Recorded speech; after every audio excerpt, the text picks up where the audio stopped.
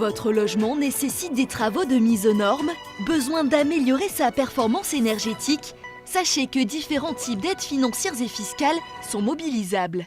L'ANA, l'Agence nationale de l'habitat, met en place des aides. Vous voulez isoler votre toiture, vous voulez isoler les murs, l'ANA peut vous les financer, ces travaux.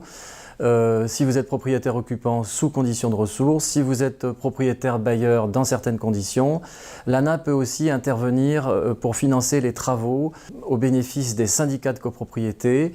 Mais là, il s'agira de copropriétés qui éprouvent des difficultés, qui peuvent notamment vivre des situations d'habitat indigne. Qu'est-ce qu'un certificat d'économie d'énergie ?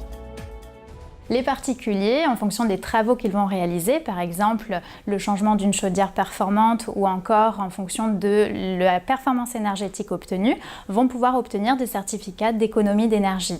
Les fournisseurs d'énergie, qui sont appelés les obligés, vont pouvoir leur accorder des aides qui peuvent être financières sous forme de bons d'achat, de primes ou encore des aides techniques pour aller diagnostiquer leur logement.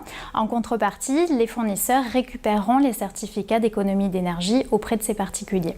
Pour aller plus loin, il y a aussi le coup de pouce énergie qui étend et renforce ce dispositif. Pour comparer toutes les aides des fournisseurs d'énergie, vous avez la possibilité de vous rendre sur un site internet dédié.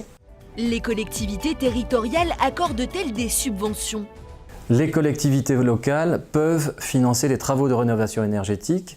Dans les Bouches-du-Rhône, le conseil départemental finance ces travaux via son aide Provence Éco-Rénov'. C'est une aide qui bénéficie aux propriétaires occupants. Cette aide, elle peut varier en fonction des ressources et de la composition familiale et elle peut aller de 3 000 à 6 000 euros. Les travaux peuvent-ils engendrer des avantages fiscaux ? Certains travaux ouvrent droit à des avantages fiscaux. Par exemple, le crédit d'impôt pour la transition énergétique, il permet de déduire de l'impôt sur le revenu certaines dépenses pouvant aller jusqu'à 50% liées aux travaux d'économie d'énergie. En plus, vous pouvez bénéficier d'une TVA qui est généralement de 10% pour les travaux de rénovation, mais qui est réduite à 5,5% pour les travaux d'amélioration de la performance énergétique.